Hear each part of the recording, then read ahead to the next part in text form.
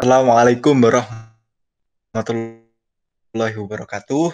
Eh, Alhamdulillahilladzi hadana li hada wa ma kunna linahtadiya laula an hadanallah. Asyhadu an la ilaha illallah wa asyhadu anna Muhammadan abduhu wa rasuluh amma ba'du.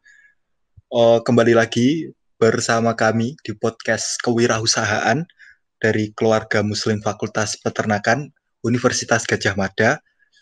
Kali ini kita akan membahas tentang usaha dari teman kita. Temanya ini sedikit berbeda karena beliau itu mempunyai usaha perikanan gitu, breeding ikan.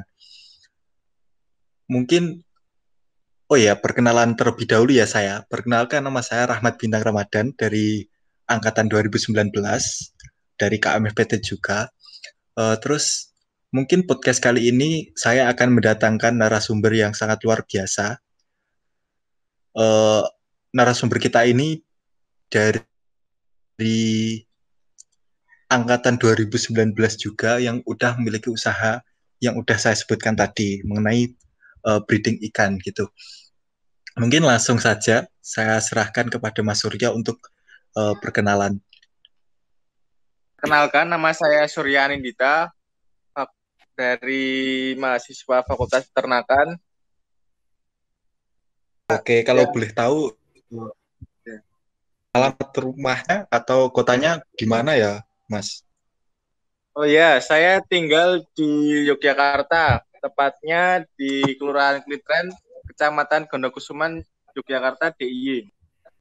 Oh, berarti ya jauh-jauh amat ya Mas ya dari UGM, dari Fapet gitu.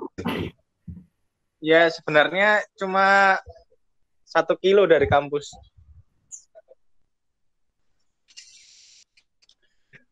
Oke, mungkin langsung saja langsung dijelaskan bagaimana gambaran usahanya gitu. Oke, masuk ke usahanya ya. Jadi saya ini punya usaha yang paling dibilang kecil-kecilan aja, yaitu jualan ikan hias. Terus usaha ini baru mulai selama sekitar awal pandemi itu, sekitar bulan Maret ya berarti. Oh iya, Februari, Maret sih, Ya, Maret. Maret. Terus awalnya dulu sih nggak kepikiran ya soal mau buat usaha jual ikan hias.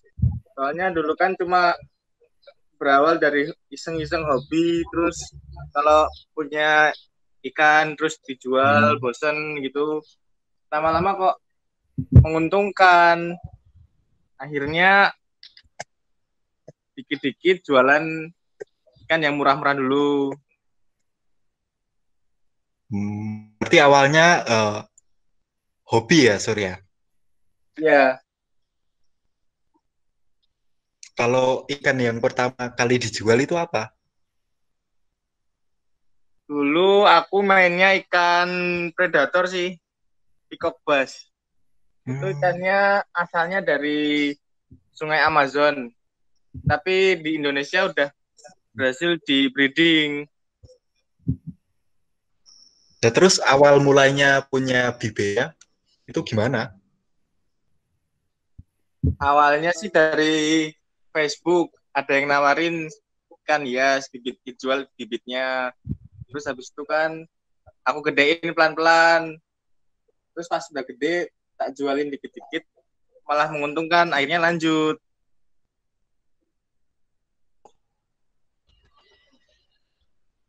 Tanya gimana itu pemasarannya ikan? Pemasarannya saya pakai sistem online, jadi dipasarin di Facebook atau di media sosial lainnya kayak Instagram, terus WhatsApp juga.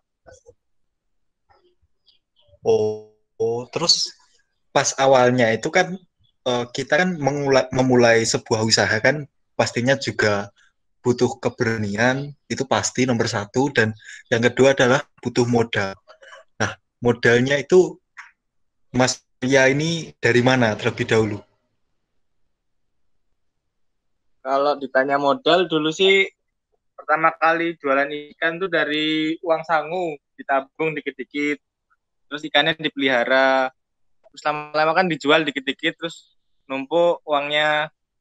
Nah, terus waktu itu sempat konsultasi sama orang tua, terus dikasih modal sama orang tua, terus mulai usahanya dari beli akuarium yang agak gede, terus tambah space, terus beli bibit-bibit yang lebih banyak.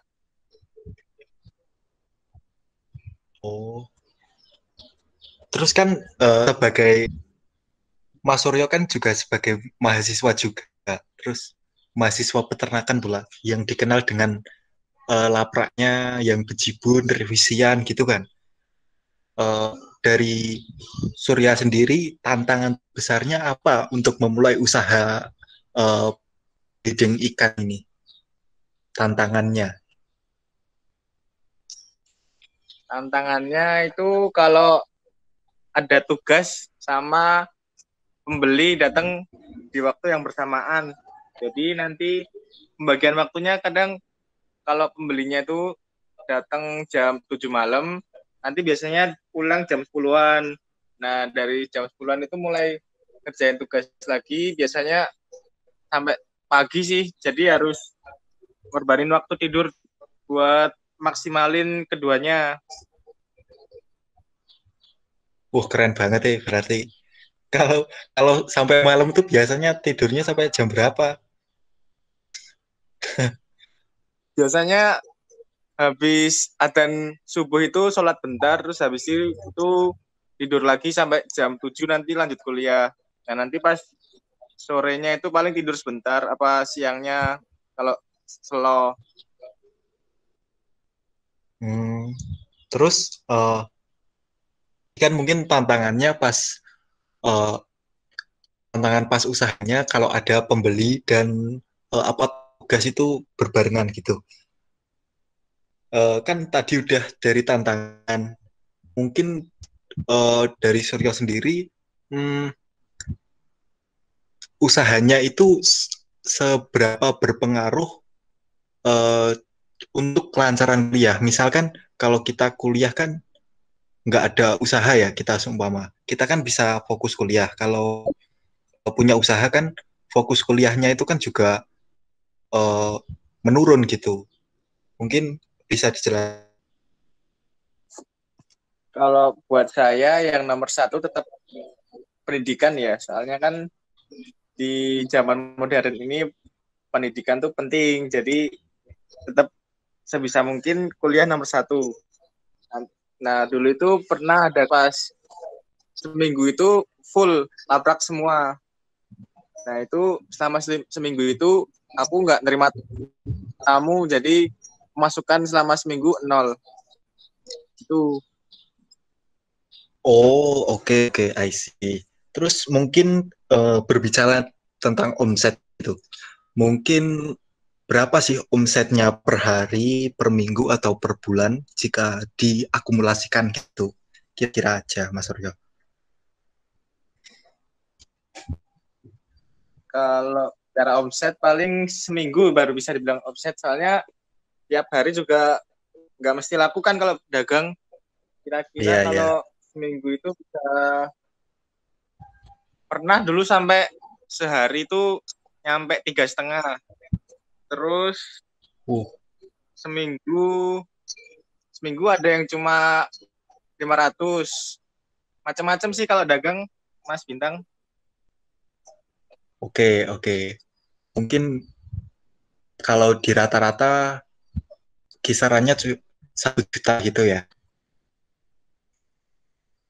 Kalau sebulan paling 1,5. Oh, oke, oke. Itu kan tadi berbicara dengan omset gitu. Terus mungkin Ya, emang kalau usaha seperti itu gitu. Terus apakah ada kemungkinan ke depannya Mas Suryo ini menambah apa ya kapasitas atau jenis ikan yang dipelihara gitu untuk jangka waktu yang mungkin pendek ini sekitar ya sebulan gitu. Gimana, Mas? Kalau sebulan paling ada ya, soalnya sebulan ke depan kan masuk ke akhir tahun. Biasanya tuh orang-orang pada libur terus bingung kan di rumah mau ngapain. Nah, paling rencana mau nambahin usahanya biar makin gede gitu.